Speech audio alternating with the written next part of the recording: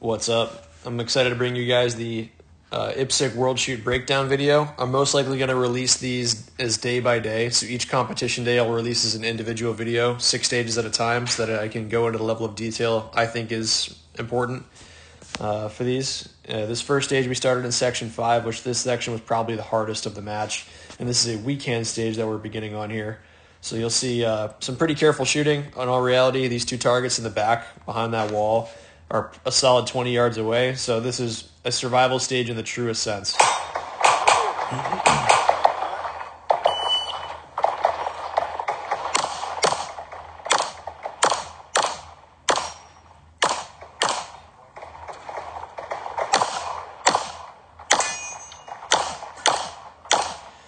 Nothing fancy there. Extra, you see that the first shot of this target in the back went out wide.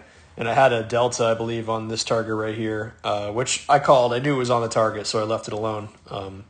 But imperfect, but, no strategic real options there. It's just your score kind of is what it is. Either you have the skills or you don't on a stage that's that straight up. Surprise, surprise, this stage ends up being actually the worst stage of the match, and it's not going to look like much from this perspective. But basically, off camera left, there's 2 paper and 3 poppers, and then basically I'll transition to do a step transition to shoot some stuff in the middle, run all the way over to this position, and split this again. So I got these targets behind the wall, and then these partials and a few others. You might notice the actual pacing of the shooting is pretty aggressive here. I was extremely stressed at this point, and my perception of time was not very reliable. Of course, and if I had it to do over again, I would be willing to see way more detail than I actually need to in order to be successful in targets like this, right? Because if I attach the vision, a specific sight picture, if you will, to the target in order to hit the acceptable hit area, then I can see something consistently and act on it even under immense pressure. But I did not feel like I was going fast here, even though I objectively was, and this ended up being my worst stage of the match after a couple penalties in those partials.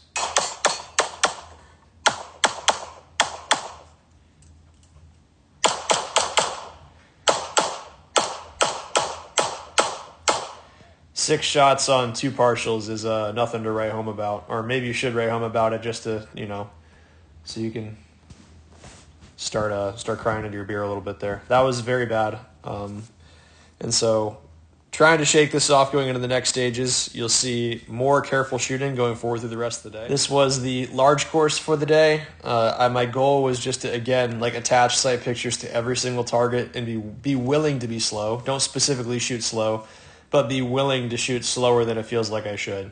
I ended up still with a couple too many Charlies, mostly based on vision errors. You can see on this stage, there's shadow that goes basically 3/4 of the way down the bay.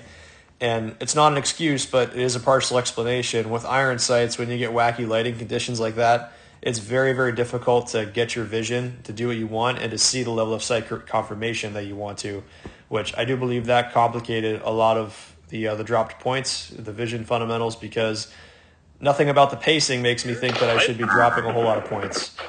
So whack this popper. You see, I can see this target from all the way over here. A lot of people charged all the way deep into this position and then cut right. I try to shave a little bit of motion by taking this target from a touch farther. And you can see, almost forgot that reload there. I like to see basically this sight break off and the hand immediately leaves the gun to initiate this load. And still being extremely stressed from the possibility of throwing away a world shoot on the stage prior. I'm not necessarily, quote-unquote, thinking clearly, not necessarily remembering my plan the best. So I almost forget this load for 1/10 of a second. And you can see at this phase, this target is ready for me, and I'm not ready for it. So I lost a solid 3/4 of a second right here.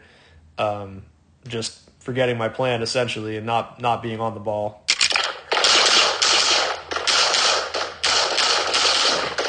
This part's all good. You can imagine my stress aiming at a target like this. You see I way over transition it. The gun comes past and then circles back around to really refine to make sure I see the sight picture for that partial. Not going to do that again. Reload to here.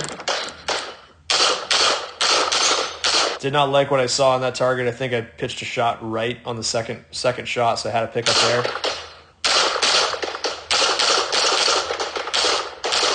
Very, very careful shooting on the partials. So again, dropped a lot of raw points on this one, mostly due to the vision fundamentals, but the overall execution was also kind of mid. I mean, it was not really particularly fast, not particularly precise, but I survived it, which at this point in the match feels good after having a disaster in the stage prior. A lot of debate about how to handle this stage. I ended up trying to opt. Basically, you can see I have bobbers that I come up and down on these two black plates, and they're activated respectively left and right. So my plan was to go activator, partial, activator, and then left, right on these two bobbers.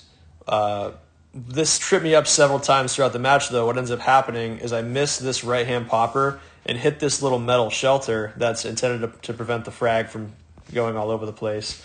And it makes a sound and really trips me up. So you can see I leave that target behind and then have to go back and pick it up, which cost me a bunch of time, and ultimately this was a very poor score as well. You know, it's a fortunate thing that this is a very small stage with not a lot of points on the line, so this doesn't hurt my overall match placement very much, of course, but that it is detrimental to have, you know, even a half second of issues, let alone 3/4 of a second like you're about to see.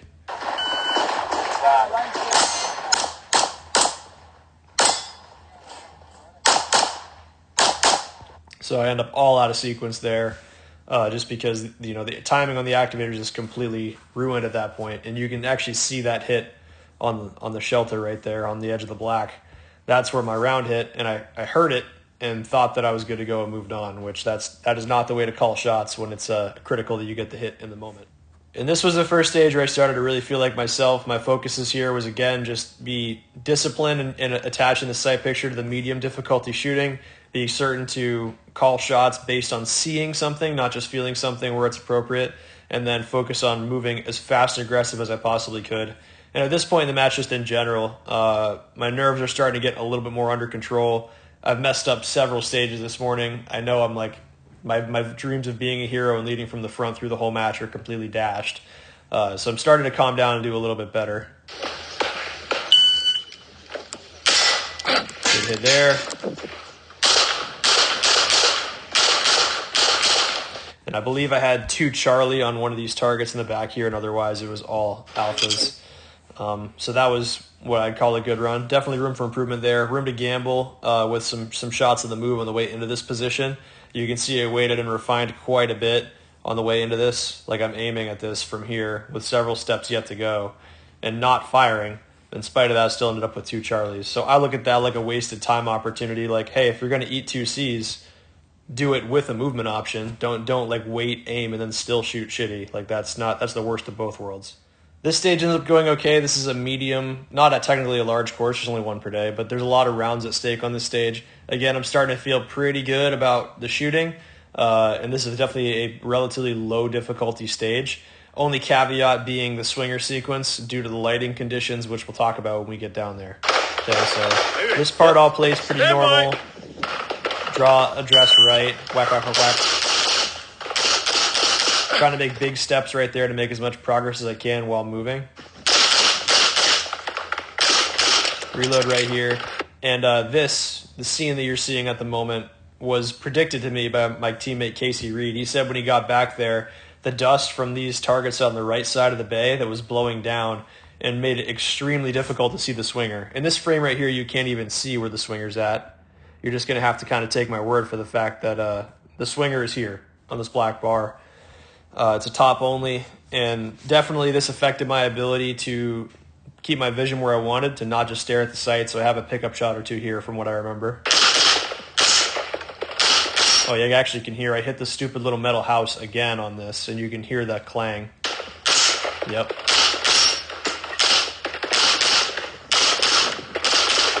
So again, just challenging lighting conditions, making things difficult. It is absolutely not an excuse, but shooting iron sights, taking an inventory over the sun conditions and the shade conditions is a huge part of doping out a stage and making sure the performance, you're going to be able to perform in the manner that you expect to. It's not like a dot where just like, you know, some smoke is slightly annoying, but you just wait for it and do what you need to do. Like with these conditions, it can completely change your ability to aim and shoot the gun if you have bad lighting. So anticipating problems like this is important. I knew this was coming, and it still caused me to have an extra shot on that plate right there, which is suboptimal.